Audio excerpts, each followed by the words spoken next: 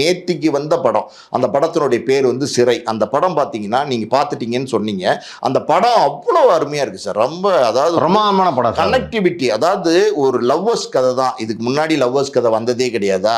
இதுக்கு முன்னாடி வந்து காதலர்கள் பற்றி யாருமே சொன்னது இல்லையா? ட்ராஜடியாக சொல்லியிருக்காங்க, சந்தோஷமாக சொல்லியிருக்காங்க, பலவிதமான ஆங்கிளில் வந்து சொல்லியிருக்காங்க. மைனா மிகப்பெரிய வெற்றி அடைஞ்சிருக்கு. எத்தனையோ விதத்தில் வந்து காதல் கதைகளை சொல்லியிருக்காங்க. அதே காதல் கதை தான். அதே காதல் கதையை அது சொல்லும் போது ஐயோ இந்த பசங்க சேருவாங்களா மாட்டாங்களா, ஐயோ இந்த பையன் பொண்ணுக்கு எதாவது ஆயிரும் போலியே, அந்த அக்கா புருஷன் வந்து ரூம்குள்ள சாத்திட்டானே, இங்க என்ன போகுது, அவன் வந்து கோர்ட்ல நிக்கிறானே, இந்த பொண்ணு வருவாளா மாட்டாளா, அங்க அக்கா புருஷன் ரூம் சாத்தினதுக்கு அப்புறம் பாத்தீங்கன்னா ஆஃபேல கட் பண்ணிடுவான். அங்க என்ன நடந்துச்சுன்னே சொல்லலையே.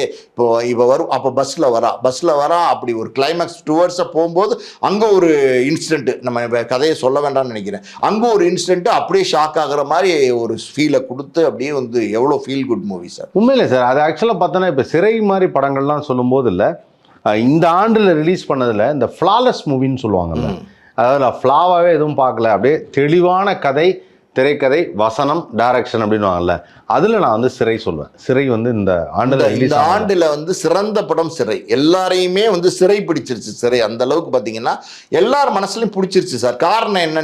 நீங்கள் நான் கேட்குறேன், ஒரே ஒரு கேட்குறேன். விக்ரம் பிரபு பெரிய மார்க்கெட்டில் இருக்கிற சூப்பர் ஸ்டார் அவர் இல்லை. அப்புறம் அந்த பையன் நடிச்சிருக்கிற புது பையன், அப்புறம் நடிச்சிருக்கிற புது பொண்ணு, வேற கூட இருக்கிற ஆர்டிஸ்ட், யாராவது ஒரு நோன் ஆர்டிஸ்ட் சொல்லுங்க சார். நீங்கள் கிடையாது, யாருமே இல்லாமல் ஒரு கதையில் வெற்றி அடைய முடியும் அப்படின்னா அந்த கதை சரியாக இருந்தால் வெற்றி அடைய முடியும். அந்த கதையை நீங்கள் எப்படி மக்கள்கிட்ட கொண்டு போய் சேர்க்குறீங்கிறதுல வெற்றி அடைய முடியும். எப்படி ப்ரெசென்ட் பண்ணுறீங்க, ஒரு ப்ரெசன்டேஷன் சார். ஒன்றும் இல்லை, ஒரே ஒரு ரோஜா பூ வாங்கிட்டு போய் உங்கள் லவ்வர் கொடுத்தா கூட அந்த ரோஜா பூ ஒத்த ரோஜா போதும் உங்கள் காதலை சொல்கிறதுக்கு. ஒரு பஞ்ச் ஆஃப் ஃப்ளவர்ஸ் கொண்டு போகணும்னு அவசியமே கிடையாது. அதனால் வந்து எல்லாமே நீங்கள் எப்படி அதை கொடுக்குறீங்க, எப்படி அதை ப்ரெசென்ட் பண்ணுறீங்கிறது தான் இருக்குது. ஆனால் ரொம்ப எளிமையாக சொல்லிட்டீங்க. இல்லை உண்மை, ஒரு ரோஜா போகிற ஒரு பஞ்ச் ஆஃப் ஃப்ளவர்ஸ் சார். ஒரே ஒரு ரோஜா பூ கொண்டு போய் நீங்கள் எப்படி அந்த காதலிகிட்ட கொடுக்குறீங்களோ அந்த ஒரு ரோஜா வாங்குறவ என்ன நினைக்கணும், ஆகா நம்ம இவன் நம்மளை வந்து இவ்வளோ நேசிக்கிறானா அப்படின்னு நினைக்கணும். நீங்க ஒரு கூட பூவை கொண்டு போய் கொடுத்தா கூட என்னடா பூவெல்லாம் கொடுத்து என்னமே ஏமாத்த பார்க்குறான் அப்படிங்கிற ஃபீல் வரக்கூடாது. அதாவது நீங்க சொன்னது என்னன்னா, அந்த ஒரு ரோஜா வந்து பார்க்கறதுக்கு அழகாகவும் அப்படியே அந்த இதழ்களில் வந்து அந்த நீர் படிஞ்ச அந்த பன்னீர் ரோஜான்னுவாங்கல்ல, அந்த மாதிரி இருக்கிறப்போ அது அழகு.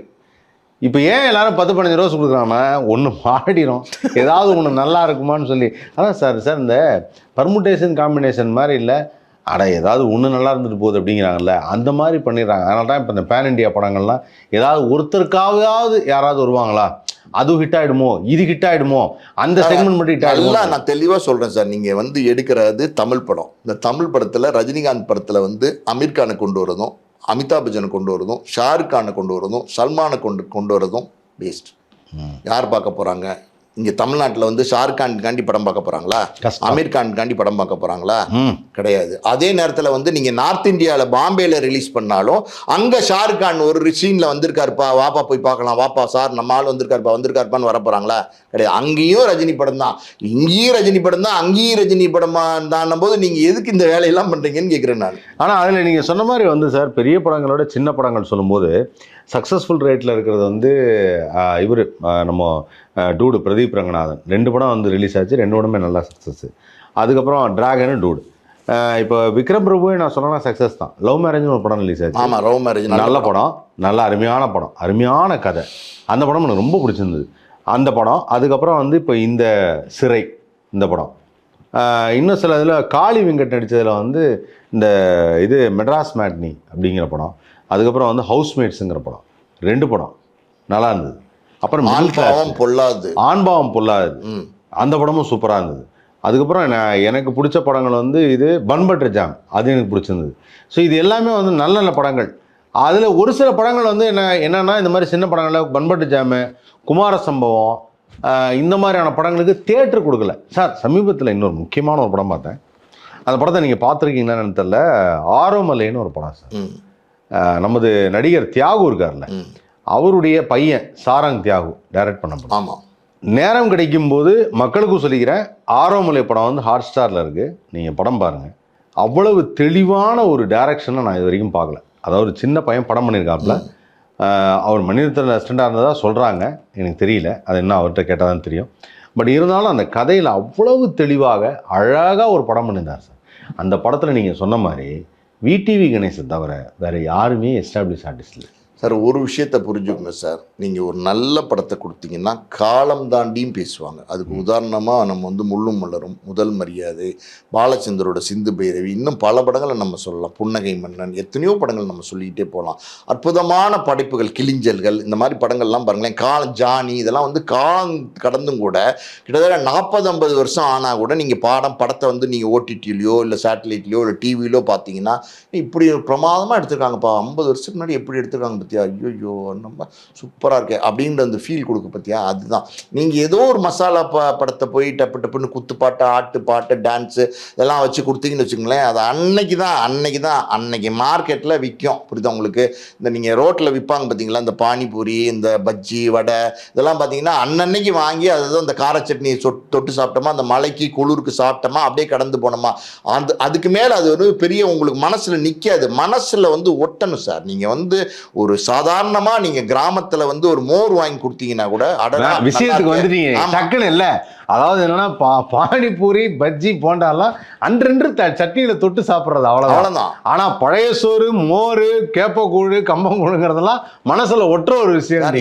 இப்போ நீங்க வந்து போனீங்கன்னா பெரிய பெரிய ஸ்டார் ஹோட்டல்ல பழைய சோறு, சின்ன வெங்காயம், மிளகா, கருவாடு, இதுவே ஒரு காம்பினேஷன் வைக்கிறாங்க. பஃபேலே வச்சிருக்காங்க, பஃபேலே வைக்கிறாங்க. அப்ப நீங்க என்ன சொல்வீங்க? சார், எனக்கு தெரிஞ்சு சேலத்துல ஒரு ஹோட்டல்ல டெய்லி நான் எப்போலாம் ஈவெண்ட் போனா அந்த ஹோட்டல்ல காலையில கம்பங்கூழ், இது என்ன பழைய சோறு, ஐஸ் பிரியாணி, ஐஸ் பிரியாணின்னு என்னன்னா ஐஸ் பிரியாணின்னு அது கேவலப்படுத்துறாங்க அந்த பேரை வச்சு.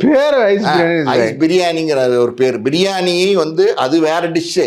பழைய சோறுக்கு போய் ஐஸ் பிரியாணின்னு வச்சு நாகரிகங்கிற பேர்ல ரொம்ப கேவலப்படுத்துறாங்க. இப்போ நீங்க ஒண்ணுமே இல்லை சார், நீங்க வந்து நீ பாருங்களேன், நீங்க வந்து நாளைக்கு போய் ஏதோ ஒரு இடத்துல சும்மா அப்பத்தா அப்படின்னு ஒரு ஹோட்டல் தொடங்க, உடனே இந்த சாஃப்ட்வேர்ல இருக்கிறவங்க, அவங்கெல்லாம் யாருன்னே தெரியாது, அவங்கெல்லாம் கல்கட்டா, பாம்பே, டெல்லி, குஜராத் இங்கிட்டலாம் வந்தவங்க, அவங்கெல்லாம் என்னென்னா கூகுளில் போய் பார்க்குறாங்க. உடனே அப்பத்தா அப்படின்னா, ஹே சம் அப்பத்தா, it's good, yeah review is good, will go அப்பத்தா, will go see some fish kuzhambu, மீன் குழம்பு அப்படின்னு சொல்லி வந்து சாப்பிட்டுட்டு அது நல்லா இருக்குங்கிறாங்க. நீங்கள் என்ன செய்வீங்க? அதாவது நம்ம அப்பத்தா சமைச்ச சாப்பாடு நம்ம சாப்பிட்ருக்கோம், நமக்கு தெரியும் அப்பத்தா எப்படி சமைப்பாங்க, எப்படி ஆட்டி அரைச்சி அந்த குழம்பு வச்சு கொடுப்பாங்க, அந்த மீன் குழம்பு எப்படி இருக்கும், கறி குழம்பு எப்படி இருக்கும், நமக்கு தெரியும். ஆனா இன்னைக்கு அந்த பேரை வச்சு நிறைய பேர் ஏமாத்துறாங்க. இது வந்து எங்க இருந்து வந்தாங்க, இந்த கல்ச்சரிங்கெல்லாம் எங்க இருந்து வந்துச்சுன்னே தெரியாது. இது எங்கிட்டோ வந்து பாத்தீங்கன்னா குஜராத் அங்கிட்டு எங்கிட்டு இருந்தோ வருதுங்க. வந்து இங்க இருந்து சாஃப்ட்வேர்ன்ற பேர்ல ஒர்க் பண்ணிட்டு இருக்குங்க. இந்த அப்பத்தானா பேர் மீனிங் கேட்டீங்கன்னா எனக்கு தெரியாது, அப்பத்தா அப்படின்னா மீனிங் தெரியாது. ஆனா அதுங்களுக்கு என்னமோ ஹே இஸ் குட் அப்பத்தா, கம் லெட்ஸ் கோ அப்படின்னு சொல்லிட்டு ஒரு 20 பேர் வருதுங்க, அந்த கடையை பாப்புலர் ஆக்கி விட்டுருதுங்க. ஆக்சுவலி அங்க அப்பத்தா சமைக்கிறாங்கன்னா கிடையாது, பேர் மட்டும்தான் அப்பத்தா சார். அதாவது என்னன்னா அது ஒரு அட்ராக்டிவா, அதாவது இப்பெல்லாம் எப்படின்னா ஆர்கானிக்கா இருக்கணுங்கிறாங்க. ஆமா, அங்க சமயக்காரி, நான் இதே மாதிரி ஒரு கடைக்கு போனேன், யாருங்க சமைக்கிற அப்பத்தாவானே, இல்ல இங்க வந்து சமயக்காரி பேரு குப்பத்தா அப்படிங்கிறாங்க. ஆர்கானிக்கா இருக்கணுங்கிறதுக்காக இதெல்லாம் சொல்றாங்க சார். ஆர்கானிக்ன்றதே வந்து இன்னைக்கு வந்து எப்படி சார், எல்லாமே ஆர்கானிக் தானே. ஒரு காலத்துல நம்ம படத்துல இருந்து டைவர்ட் ஆயிட்டோம், இருந்தாலும் பேசிடுவோம். எல்லாமே அன்னைக்கு விளையிற காய்கறியில இருந்து அரிசியில இருந்து எல்லாமே ஆர்கானிக்கா தானே இருந்துச்சு. இப்ப வந்து ஆர்கானிக்னு ஒரு ஷாப்பு, அப்ப மத்ததெல்லாம் பூச்சி மருந்து கலந்ததுன்னு அவங்களே சொல்றாங்க. இப்ப நம்ம சாப்பிட்ற உணவெல்லாம் அதான் சார், வெங்காயம், கத்திரிக்காய் வந்து இல்ல, நீங்க வந்து ஒரு போண்டா பஜ்ஜி, அதான் சொல்லுவாங்க வெளியில பார்க்கணும் வண்டி ஆதவா, அவர் போண்டா பஜ்ஜின்னு ஒரு வார்த்தை சொன்னார். அங்கேருந்து பழைய சோறுக்கு எடுத்துட்டு போய் இப்போ ஆர்கானிக் ப்ராடக்ட் வந்துட்டீங்களே, சினிமா என்னாச்சுன்னா ஆக்சுவலாக அந்த ஆர்கானிக் சொல்றோம்ல இல்லை சார், அந்த வார்த்தை அப்படியே நம்ம சினிமாவுக்கு வந்தோம்னா அது இந்த சினிமாவோட கனெக்ட் பண்ணுங்க. நீங்க வந்து இந்த வெளியில போயிட்டோன்னு நினைக்காதீங்க, உள்ளதான் இருக்கும். இப்போ அன்னைக்கு வந்து எல்லாமே ஆர்கானிக்கா இருந்துச்சு, அதாவது நல்ல படங்கள் அன்னைக்கு வந்துச்சு. இன்னைக்கு வந்து ஆர்கானிக் படம்னு 1-2 தேடி போறோம். சிறை மாதிரி நீங்க சொன்னீங்கல்ல, ஆண் பாவம் கொள்ளாத மாதிரி, இப்படி 1-2 படங்களை தேடி போறோமே தவிர மற்றதெல்லாம் வந்து செயற்கையா மாறிடுச்சு. அங்க பூச்சிக்கொல்லி மருந்து வர மாதிரி இங்க வந்து பாத்தீங்கன்னா இந்த சினிமா வந்து மாஸ் மீடியாக்குள்ள சிக்கிக்கிச்சு சார். ஒரு பெரிய ஸ்டார் அப்படின்னும் போது பெரிய சம்பளம் வாங்க ஆரம்பிச்சிட்டார் சார். அவருக்கு 200 கோடி, 250 கோடி, 150 கோடி, 300 கோடி இப்படி சம்பளம் கொடுக்கும்போது ஆட்டோமேட்டிக்காவே அந்த படத்தை பெரிய லெவல்ல எடுக்க வேண்டியிருக்கு. அது ஒரு பேன் இண்டியா படமா மாற்ற வேண்டியிருக்கு. அதனால வந்து பல மாநிலங்கள்ல இருந்து அங்கங்க இருக்கிற ஸ்டார்ஸ், இங்க பாருங்களேன், அந்த நாகார்ஜுனங்கிறவர் தெலுங்குல வந்து சூப்பர் ஸ்டாருங்க, அவரை கொண்டு வந்து இங்க அசிங்கப்படுத்துறது.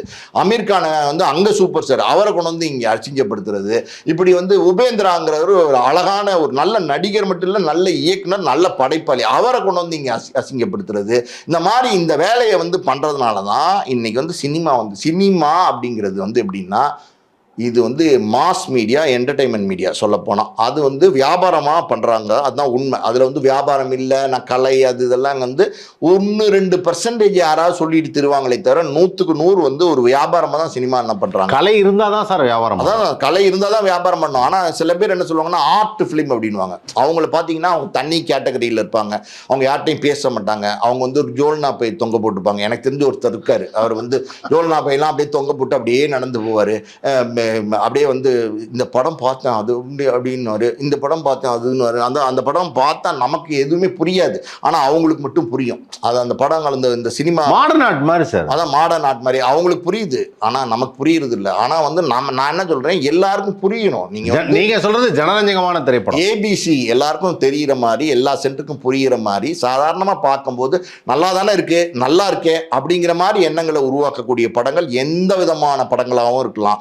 அந்த கதையை வந்து சரியாக நீங்கள் நேர்கோட்டில் கொடுத்தீங்கன்னா அது வந்து வெற்றி அடையும். ஒன்றும் இல்லை சார், ஒரு காஞ்சனா அப்படிங்கிற ஒரு ஃபார்முலாவை எடுத்துக்கிட்டு நம்ம லாரன்ஸ் வந்து பார்த்தீங்கன்னா அந்த பேயை வச்சே டிசைனாக படம் எடுத்தார். ஓடிச்சா இல்லையா? பல விதமான பேய் படம் எடுத்தார். 1, 2, 3, 4 முனியில் ஆரம்பித்தார். அப்புறம் பார்த்தீங்கன்னா எப்போ முடிக்கிறதுனே தெரியாமல் முழிக்க ஆரம்பிச்சார். அப்படி ஒரு படங்கள் எடுத்தார். அவர் வந்து சரி இதுலேருந்து கொஞ்சம் வெளில போவோம் அப்படின் போது சுந்தர் சி டக்குன்னு உள்ள பிடிச்சார். உள்ள பிடிச்சி அந்த பேயை பிடிச்சி ஒரு பெர்மனன்ட் ஒரு அரண்மனை, அதாவது ஒரு இந்த சொம்புலேருந்து அந்த சொம்புல அடைச்சிட்டாங்க. அரண்மனை 1, 2, 3, 4 அப்படின்னு அவர் வாட்டில் எடுத்துக்கிட்டே இருக்காரு. எது வேணா எடுங்க சார், எப்படி வெற்றி அடையுது? அவங்க இல்லை சார், அவங்க 2 பேருக்குமே எனக்கு ஒரு விஷயம் பிடிச்சது என்னன்னா ஃபார்முலா.